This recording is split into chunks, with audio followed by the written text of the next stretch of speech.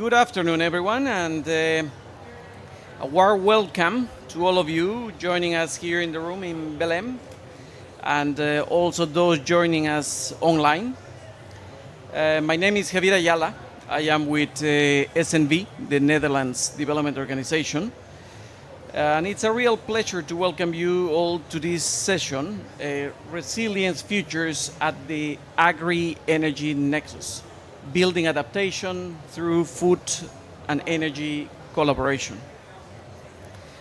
As we gather here at COP30, we are reminded that food systems and energy systems are deeply interconnected. That's the reality. At the community level, at the farmers level reality. Yet, too often, a lot of institutions, key stakeholders, decision makers, treat them as completely separate worlds. And that has a very significant impact. Sometimes public institutions, sometimes development organizations, sometimes technicians, investors, etc., treat them separately.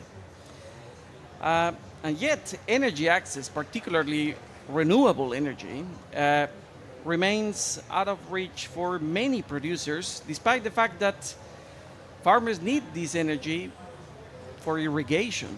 They need it for processing, for cooling, for storage, and it makes a huge difference in terms of local development. And this is exactly the challenge, and it represents an opportunity, and that will be at the heart of the discussion for today's conversation. And that triggers questions as how can we build those bridges, break these silos? How can collaboration between the energy and the agricultural sectors drive this climate resilience, food security, and this inclusive growth that we aspire to achieve? At SNV, through our through our Power for Food partnership, and together with our partners such as Gogla, IRENA, the Energy Saving Trust, Sun Culture, the British International Investment, we are demonstrating that by integrating clean energy solutions into agriculture, it is not just about improving productivity. It's really about building adaptive, equitable, and climate resilient communities.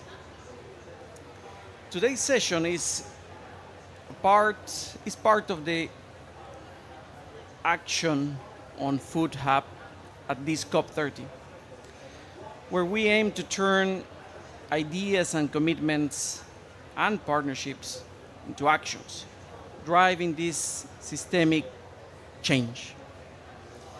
So, thank you for joining us in this conversation. And we will invite the participants online and also in the room to have an active discussion during the session. First, we will go through an opening presentation, then we'll have the speakers presenting some key experiences and findings, and later we will open the room for a more engaging debate. So, with that, it is my pleasure to invite Kamran Siddiqui, who is the program officer from IRENA, to introduce the framing for today's session, drawing on the recent Beyond the Silos paper that was published earlier this year and the Agri-Energy Coalition Initiative. Welcome, Kamran.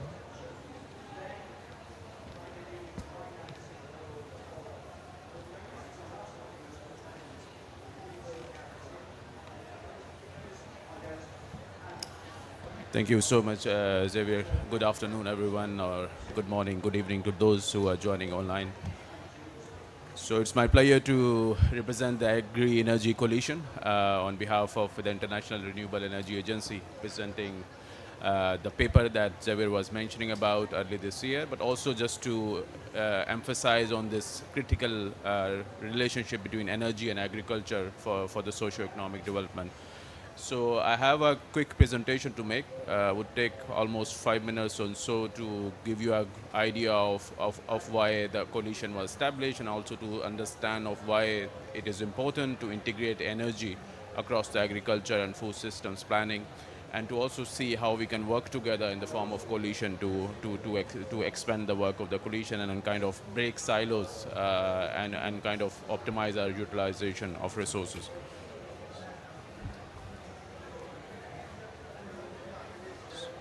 So it's built on the Kampala Declaration, which was launched early this year. African Union adopted the declaration, and these are some of the percentages related to the agri-food system, the goals they have set up for agri-food system, and how agri-food system can actually bring the socio-economic development across the continent. So they have set a 10 years plan, which includes 45% of increase of productivity, which includes 50% of reduction of post-harvest losses, and that also includes to add value, to add processes to the value chain of the agri-food system by 35%. So if we focus on these three targets, we would know that energy plays a critical role to actually achieve these targets. I mean, we need energy through renewable energy and preferably through solar energy to increase the productivity by improving irrigation, by improving processing, to provide cold chains, and also to provide farmers the opportunity to add value to their product. So these percentages can only be met, or of most of them could be met with the integration of renewable energy solution, especially solar PV, across the different value chain. Then we have a slide on some of the solution. Of course, this is non-exhaustive, but quite standard solution which are already in use in different geographies, but of course something we want to further promote. So on the left side, you will see we have solar water pumps.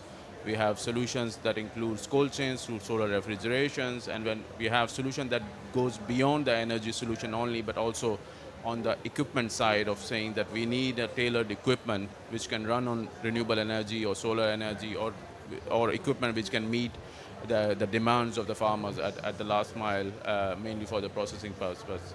Now on the right side, you will see some of the findings from ARENA's work that we have been doing. We are currently active in almost 18 countries. Almost 9 of them are on renewables for agriculture. So our approach there really is to identify some value chains which are of high economic value, or which create jobs, which are of high nutrition value for the country, and then see where renewable energy can actually play the role to improve the value chain across the country. So, and then we come up with technical designs, we come up with financial solutions and financial needs to energize these value chains. And then, of course, the metrics of a socio-economic impacts, of what impacts it could create. So on right side, you will see Mauritania, which is focused on fisheries and how solar energy can actually improve the artisanal fishing, and they can reduce the post-catch losses. We have Malawi, where we are kind of trying to develop a program around dairy value chain, installing solar PV solution at the bulking stations. That will have an impact on around 22,000 farmers, and of course, would reduce the milk loss or spoilage by around 50%. In Zimbabwe, we are trying to set up an Agri-Energy fund, basically to support smallholder farmers, to access finance, to provide them technical assistance and capacity building, which improves the productivity, which improves the processing, as well as the food losses. And lastly, we have Guinea, where solar irrigation solution plus other solutions are being proposed, and especially for a crop rice, which is important to the country. We have found out that the investment in that sector will also have a great impact on the livelihoods of the farmers. Next slide is more about what we can do to work together. Not going into the details, but I think we all know we need access to finance, but access to affordable finance. We need light-handed policies and regulation. We need business model that can work as per the location, as per the context. And we need integrated energy and agriculture planning. We need energy as a part of our agriculture planning and programming. And I think the most important is that we need an inter-ministerial coordination. And this we have also seen a lot working with different countries, that it's quite hard sometimes to bring the energy, agri, and other cross-sectoral ministries on one table. And that is essential because we need programs that integrate energy across the sectors. Then finally, on the coalition, I mean, it was launched last year at Africa Food Summit in Senegal by founding partners, 7 partners with support from IKEA Foundation. It has now grown to almost 25 partners. Yakub was telling me today it moved increased from 22 to 25. So some of them are on this slide. Basically, the idea is to bring the energy, agri, water, climate, finance people at one platform to see how we can solve the problems together. So I thank you for your attention. If you need more details, you can visit the website. And of course, we are happy to have you join the coalition. Thank you.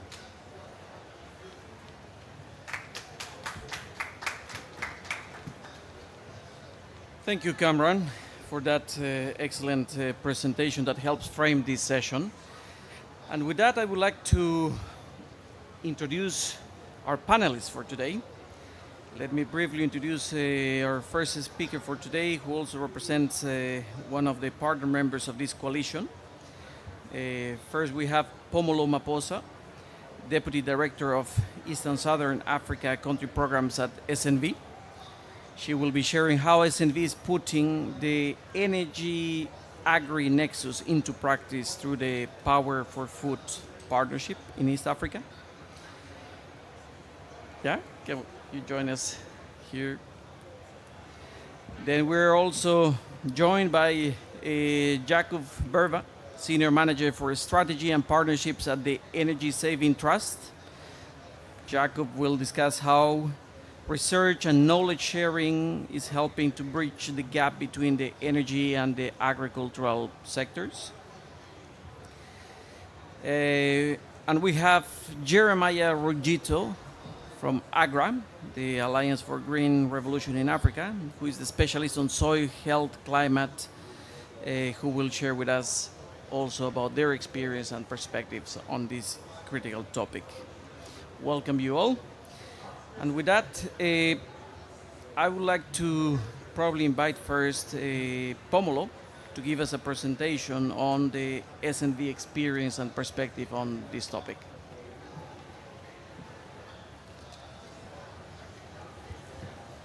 Thank you. Good morning, everyone. It's actually afternoon. Good afternoon to all of you, and thank you for coming to our session. I'm just waiting for the presentation to come up.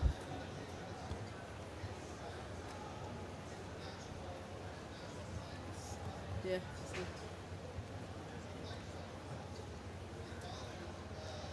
Thank you. I'm going to be sharing a spotlight on the Power for Food partnership, which brings a nexus of regenerative agriculture as well as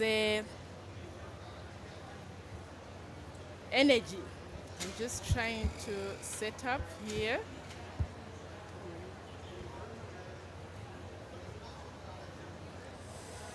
Just give me a second. Right. As I start, I'm delighted to share a quick spotlight with you on the Power for Food partnership. This partnership is actually a partnership which SNV works with quite a number of partners, and it is funded by IKEA Foundation. This is a project which is a joint effort to bridge the renewable energy as well as agriculture divide. And we are saying these two systems are essential for climate resilience and also helping us not to work in silos, but to actually work in synergies. This partnership is part of SNV's wider mission to connect clean energy access with productive use in food systems, because we all know energy isn't about power, but it's actually about empowerment. Let me share my next slide. Now, just imagine, what if food systems could restore soils, cut emissions, and boost farmers' productivity all at the same time? That's exactly the opportunity that we are trying to work with in Africa, and we believe through the Partnership for Food, the Power for Food Partnership Program, we are able to do exactly that. This partnership project is actually linking regenerative agriculture and renewable energy. And with this, we believe we can unlock markets, we can strengthen resilience, and we can also build food systems that are renewable and regenerative and also resilient. In other words, we can power not just production, but transformation.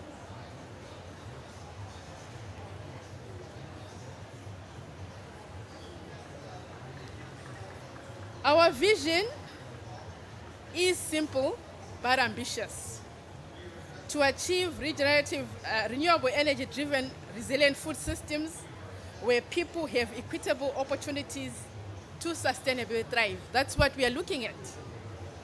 And we want to move beyond projects by integrating a portfolio of initiatives that connects partners, sectors, geographies around a shared goal of resilience through food collaboration. And I hope as we continue in our discussions, we'll hear more examples coming from partners who are already connecting the two, connecting regenerative agriculture and renewable energy. If you look at the slide that I am sharing, in this particular project, you find that we are working largely in East Africa, and we are working around a number of geographies because we are really looking at regenerative agriculture from a landscape perspective, saying in Rwanda, in Uganda, in Ethiopia, and in Kenya, how can we bring both regenerative agriculture as well as productive use of energy? We are also looking at partners. How can we ensure that we are co-creating and linking programs with partners, locally led development, creating a nexus of replication, and also leveraging multi-sector expertise and networks. So these are major shifts that we're looking at, and as we do these shifts, we are really ensuring that we are moving just from project thinking to systems transformation. So key things: co-creating with partners, locally led development, replicating Nexus models. We're simply saying there's so much knowledge out there.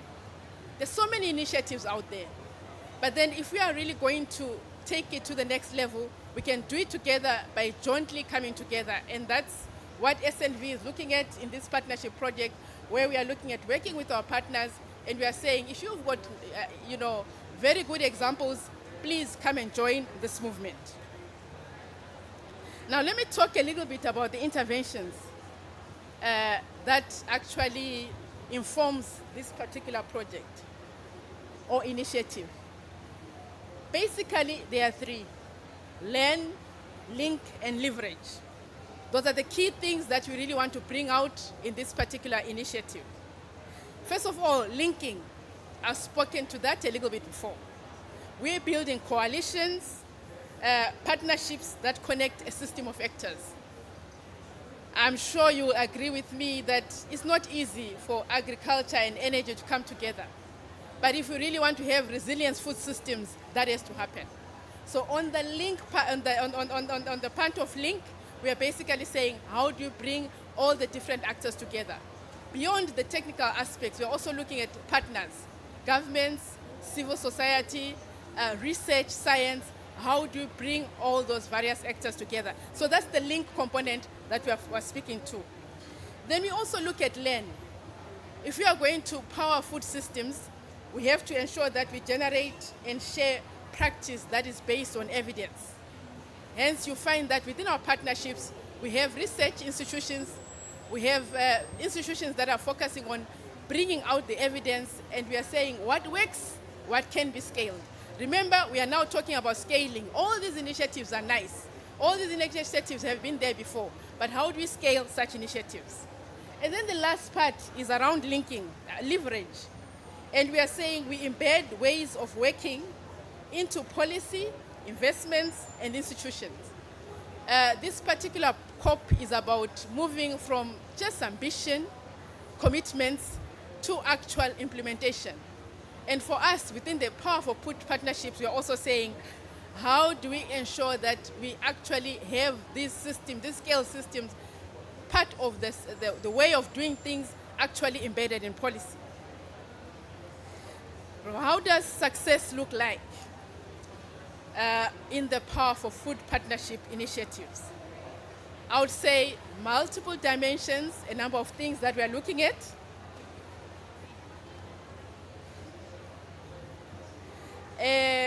first of all, we are looking at adopting renewable powered solutions. How do we ensure that smallholder farmers are able to adopt renewable powered solutions? You can look at storage, you can look at solar irrigation, you can look at processing. There's so many opportunities that can come through to build these resilient food systems. We're also looking at markets. Which emerging markets can come through around the renewable energy options? You can also look at green jobs, and there are so many other things that are coming through in terms of what? Potential good markets for regional agriculture products. And evidence and practices is something else that we're looking at as a key success factor. And we are really saying around evidence, how do we widely share and influence others? So it's not about just a small initiative which is SNV led, or a small initiative which is Agra led. I know my colleague from Agra, but it's a collective effort where we are really saying, how do we build resilient food systems by then tapping into each other's expertise. So ultimately, as I've said, it's a movement. We cannot continue doing things the way that we've been doing. It's time to change, it's time to shift. And the question is, we're happy to help you as part of our collective group to support us on this. So as I close, I just want to say, this transformation cannot happen with SNV alone. It cannot happen without financiers, without research, without government. I believe that together we can be able to move from pilots to platforms, from solutions to systems, and from silos to success. So those are that is my sharing of the Power for Food partnership. Like I said, largely in East Africa, and you're really welcome to join us if this is what you want to do. Regenerative agriculture powered by energy. Thank you.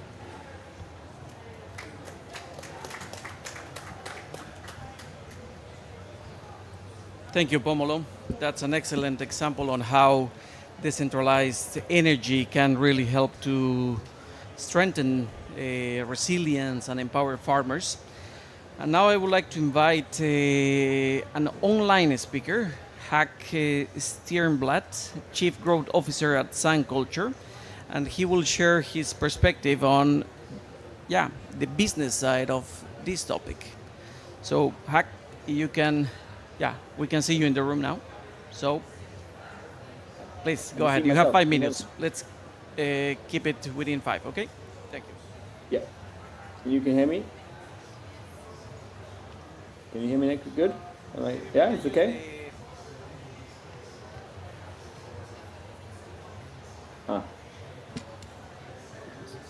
Light.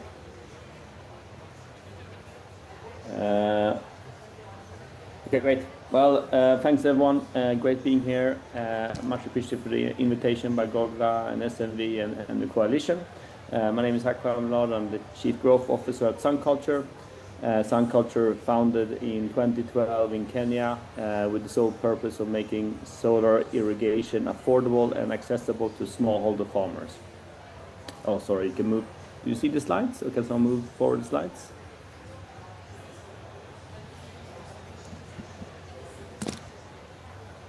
Not sure.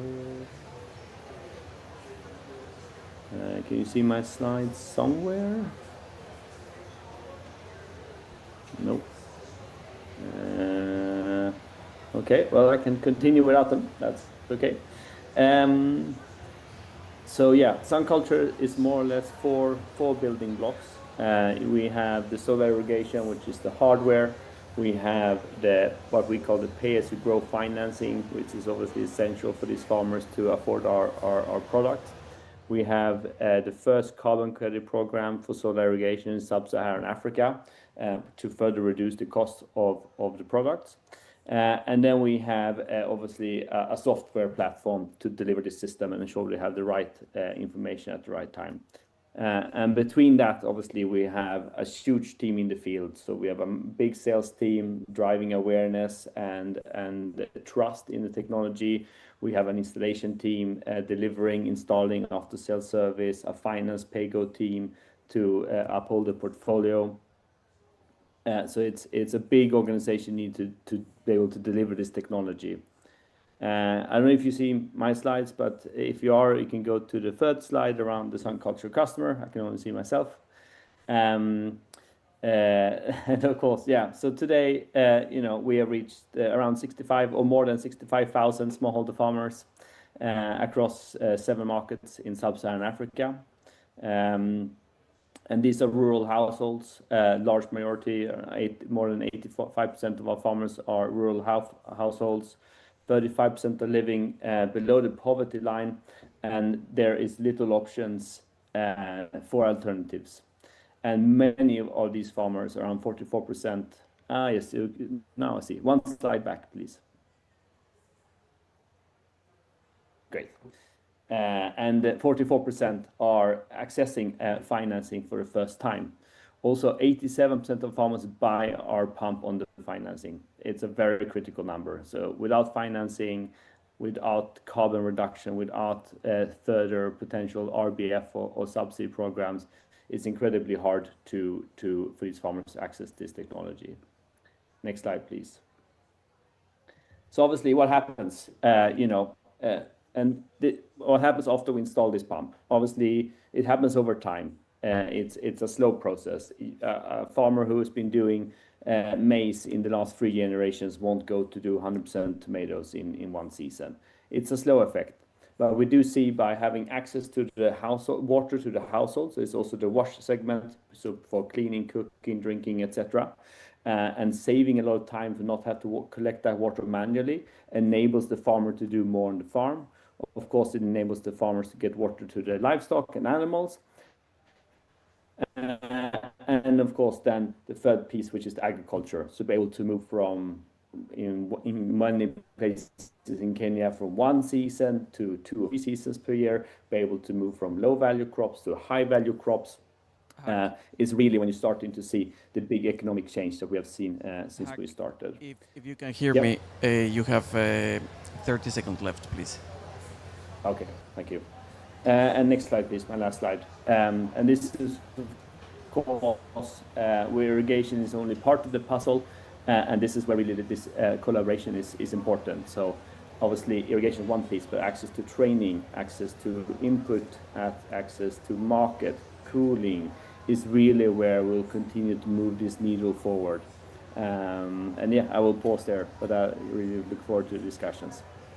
Thank you. Thank you, Hack. Very much appreciated, and it's very interesting to see the private sector perspective into this discussion as well. And I would like to invite next Jacob Berva from the Energy Saving Trust to share their perspective on and their experience on this topic. Jacob, please go ahead. Thank you, Javier. And hi, everyone. It's great to be here. My name is Jakub Verba. I work with Energy Saving Trust.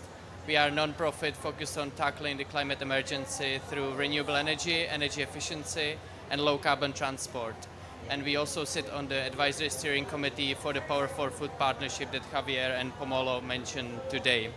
Now, we have been working in the off-grid solar space for the past 7 years by providing R&D grants to companies to develop solar-powered irrigation, like the pumps that SunCulture are selling, solar-powered cooling, and solar-powered agriculture processing. And we realized quite early on that technology is not going to solve the energy agriculture nexus agenda alone.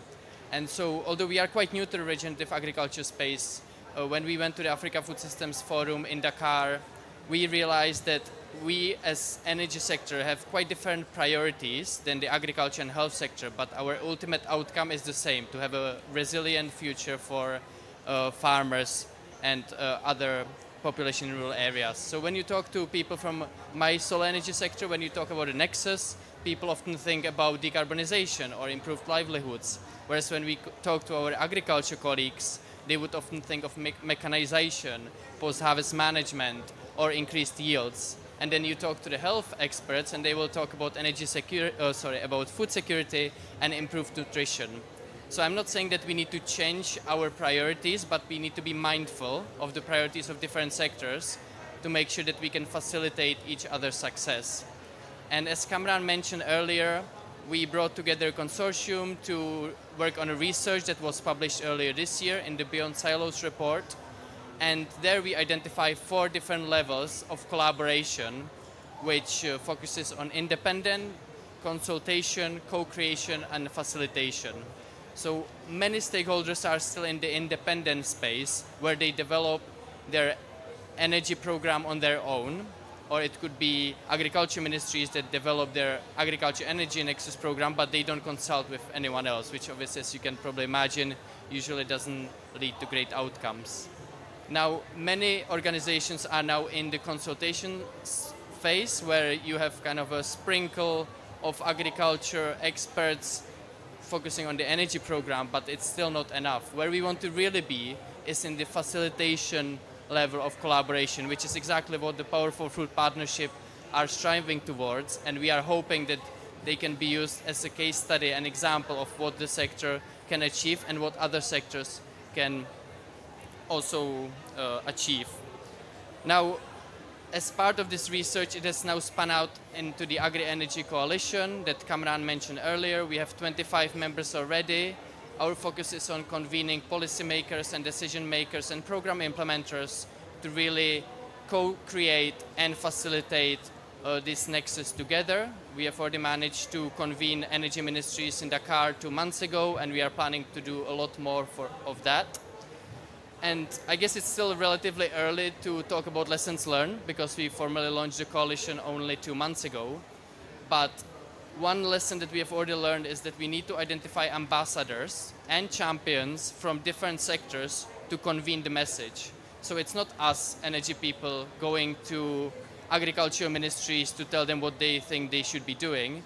It's to identify trusted partners like Agra, who already have a relationship with agriculture ministries and agriculture implementers, and then we can capacity build each other, and then Agra is the convener to make it happen. And vice versa, we have learned so much from our agriculture colleagues, and because we already have links to the energy ministries, and when I say we, it's us as energy sector together with Gogla and Irina and others, and we can really make a difference through that.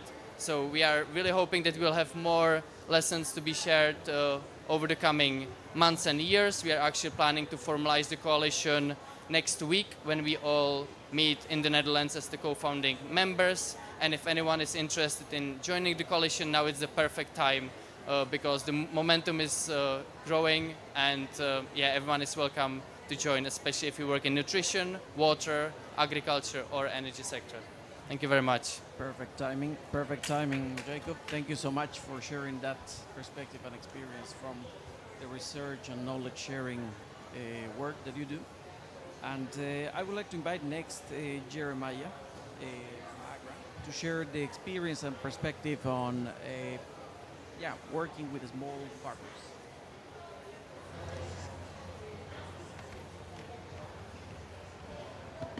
Good afternoon, ladies and gentlemen. Really excited to join you on this very important occasion.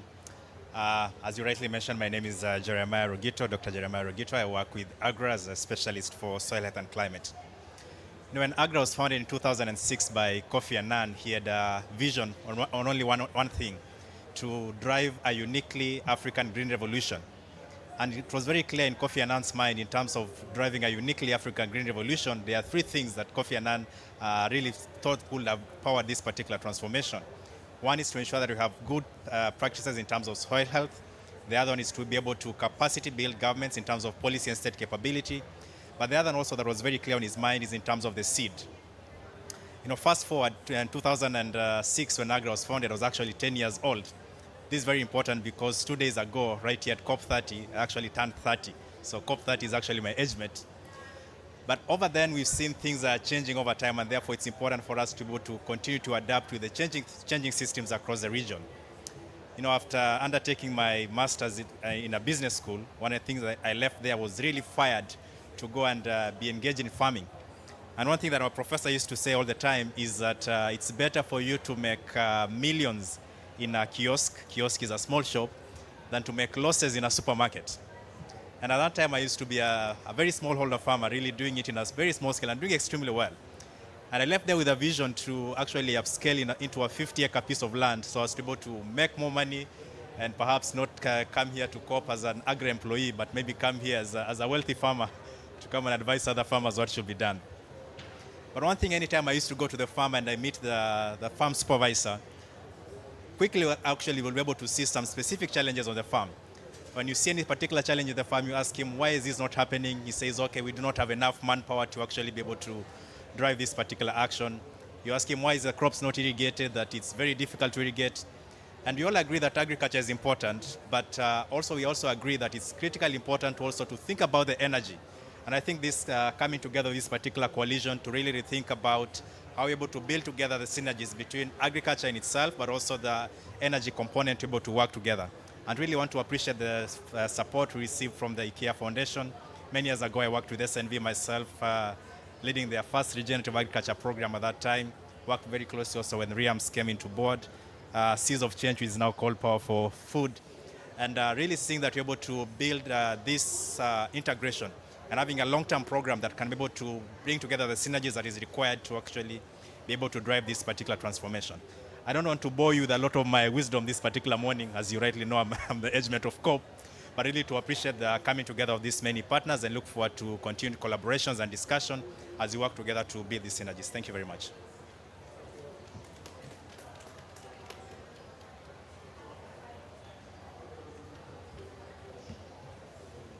Thank you so much, Jeremiah, and thank you all for those insightful perspectives that have been shared today from the business side, research side, implementation side, working with the farmers. That is very, enlightening. And I think that proves that the potential is there, and it really works. Now it's the time to scale, materialize this at a scale, because we have demonstrated that this works, this is relevant. Now it's the time to scale. And for that, we need the participation of as many actors as possible. And in that spirit, I would like to invite the participants in the room, the participants online, to also engage with us in the discussion. And for that, we will have few statements to provoke a little bit this discussion. The first one is really about access to clean energy is the missing link in achieving sustainable and equitable food systems. Are we in agreement? Are there any different perspectives on this? Anyone in the room that would like to react? Yes, please.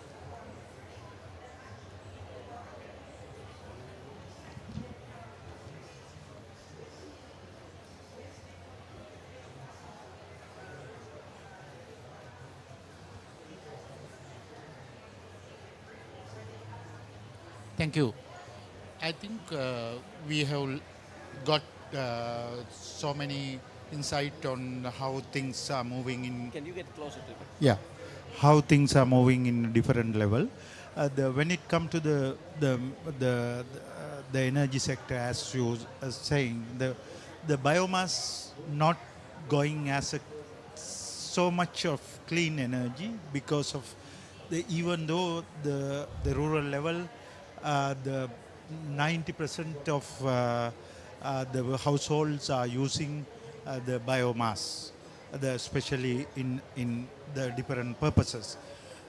In that sense, we have come across one project, even though it is not known as a clean, but because there is invasive species in most of our countries, the different wildlife park and even the households level, there are some the trees are growing unnecessarily, and therefore we have used it for a build as energy source, and again to make it biochar helping to the farmers and giving back it to the because when the heat energy is needed for the food processing, and we use that for that particular trees to build the energy, the heating energy, and then the maize, the output of the biochar we have given to the farmers, and it is a kind of a good integration, and we have learned a lot from the. Now it is being a practice for the many farmers, and likewise we also use solar water pumps, and it's helping people to bring the lot of deduction of their the unnecessary spending, and the increase their income with that. And it is something where we are experiencing in South Asia, especially in Sri Lanka, where I am coming from. Thank you. Thank you for sharing that good example. We have another comment as well here.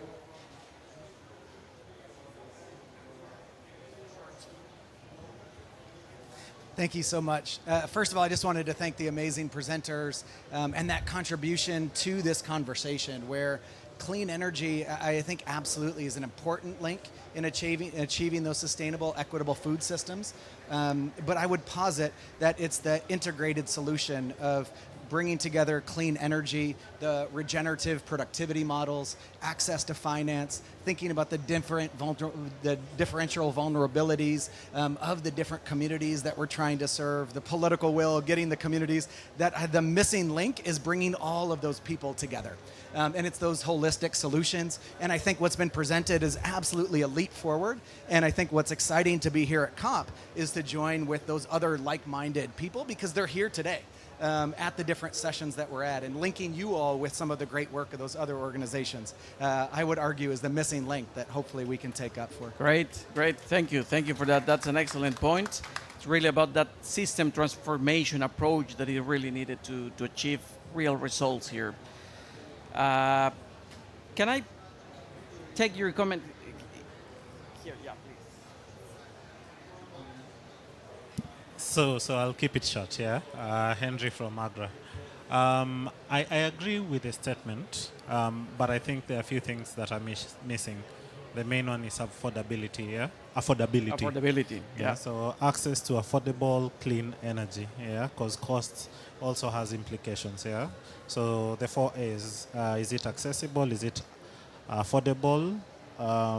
Is it available, accessible, affordable, and then are people using it here? So those are the 4 things we look at.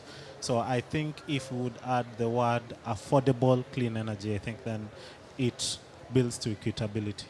Great. Thank you. Thank you. Thank you for that comment. And I would like to see the reactions from the panelists today on those topics, particularly on these 2 last interventions, saying like, yeah, it's important to look at this nexus, but from a system transformation perspective, and also this aspect of having the technology available, but it has to be accessible and affordable at scale, right? So any comments and reactions here? Sure, thank you. I would say from our work with the smallholder farmers, we've seen that access to energy is actually a game changer. For instance, you already see that, in terms of processing, farmers now can actually cool evening milk. They can actually sell more evening milk, so there's less waste. Then a speaker also alluded to the fact that there is solar irrigation. That already gives an option for farmers to actually farm throughout the whole entire year to get food, and it actually supports food security. So I really say, yes, indeed, when you bring the 2 together, you actually build resilient food systems. And indeed, the aspect of affordability is key. In the aspect of bringing the suppliers to actually supply the different technologies at an affordable level is also key. Then the aspect of us working together, that's governments, that's private sector, that's civil society, that's smallholder farmers, actually is also key if you're going to have resilient food systems. So definitely agree with the statement. Great. Thank you. Thank you, Pomolo. Jacob. Thank you. I think access to energy is of course important, but it's not enough, right? So as I mentioned before, with the support from the IKEA Foundation and the UK government, we have been supporting innovators to develop solar power technologies for the past 7 years. But what we have learned is that the access to the technology itself is just not enough. And that's why, as we have learned from our previous experience, we have now launched a new accelerator in Kenya, which is called the Kenya Coaching Accelerator, which is still going to support the technology development, but also to test business models, provide companies with technical assistance, with research and workforce and skills. And we will have support from SNV and from impact investors like Acumen and from agriculture experts like Wageningen to actually inform us throughout the whole life cycle of the program. So they helped us to co-create the program design. We now have them as advisory members to actually select the companies that we will be working with, and then they will help us throughout the accelerator to make sure that we don't just support the companies from an energy perspective, but we get all these other experts involved from the agriculture, nutrition, and water. So I think that's really something that, like the person there mentioned about the holistic approach, it is really important, and we are still on a journey. We still don't know what it will actually result into because we only launched it 2 months ago, but we feel like it's a big progress from kind of the technology support that we have done before. Yeah, thanks. Simply, imagine you want to move point one to another point by road. All you need is just a vehicle, whether it's a diesel-fueled vehicle or an electric vehicle. And in the context of what you're discussing here, you need energy to be able to power this transformation.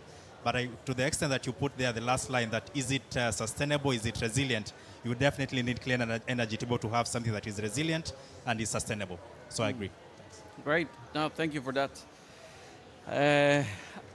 The last statement that I just wanted to put here is this one. We already have the solutions. What is missing is alignment and political will. And I'm sharing the perspective and experience that I have had in the last few years in Mozambique, where we're doing a lot of efforts in terms of, basically developing a market, an off-grid energy market, but not as a silo, but integrated into these other sectors like agriculture and others. And that requires a lot of political willness, a champion, someone that carries that flag, that will be a convener of all these different stakeholders. You need the right governance, you need the right skills to bring together all these different topics, because one would assume that you go to a community and everything will come together. It is more challenging than that, because you need to understand what is there, what could be there potentially in terms of agri projects, the potential, which are the market links, etc. So you need to look into that. So opening a little bit the room here, the floor, any comments, reactions, how do we see this topic? Anyone that is online also, they are welcome to comment on this.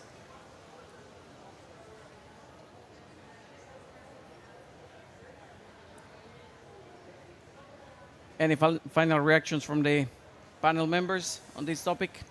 Political willingness, leadership? Yeah, you can go ahead, please. No, I was going to say that I agree that with that statement to a great extent, because political will is very important.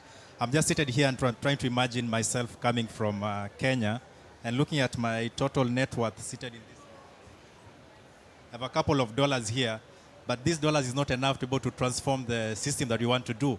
And you need someone that is much more powerful, who has more capacity to be able to transform the system that you require. And think about Africa's, from where I come from particularly, government is the biggest spender in most of the economies you have in the continent. And therefore, for us to be able to drive any transformation, you definitely need the political will. You need to have government on board to be able to drive that transformation. Thanks. Maybe just very briefly, I think it's really important to show to the policymakers what's already working well in their countries. Because we often, when we come to conferences, we would speak to an energy ministry in Kenya, and they wouldn't even be aware that they have some amazing projects on agriculture cold chains in their country, because there's just a slight disconnect between the implementation and the policy. So I think it is really important to not just talk about the successes, but really bring the policymakers on the ground. They can spend a day with the farmers who can tell them what they have seen, how it is working, and I think then you get a real buy-in, like personal buy-in from the policymakers that will then make it happen. Because I think if you see something with your own eyes and you speak with the farmers directly, it's completely different than if you just read it in a report or talk about it at a conference. So I think that's something we should be doing more of as a sector. Great. Thank you. Thank you. I would say, from our experience, yes, political will is important, but it's beyond that. It's about partnerships. It's about, government coming together, speaking with civil society, speaking with private sector, speaking with science, understanding what science is bringing in. It's all those various actors. If they come in, then at least we can be able to build resilient food systems. And that's what we are also working and trying to do with the Powerful Food Partnership projects. And I really invite you to join this movement, join this coalition, because if we are going to build resilient food systems, we can only do that through strong partnerships. Thank you. Thank you, Pomolo. Thank you. Thank you. So, thank you to all the speakers and the people that have joined us in the room and online. Those were very important and insightful contributions. What we have heard today is that collaboration between the food and energy sector systems is not just a nice thing to have, it's not just something desirable, it's really essential. It's really essential if we want to build resilience and equity into our food systems. The example shared that the solutions exist. It's available. We can make it happen. Now what is needed is alignment and collective will to achieve scale with them. To close our session today, I'm delighted to invite Marilia Becerra, Chief Program Officer at the IKEA Foundation, to share some reflections on a call for action, specifically that part, the call for action on how we can carry this momentum forward beyond COP30. Marilia, over to you.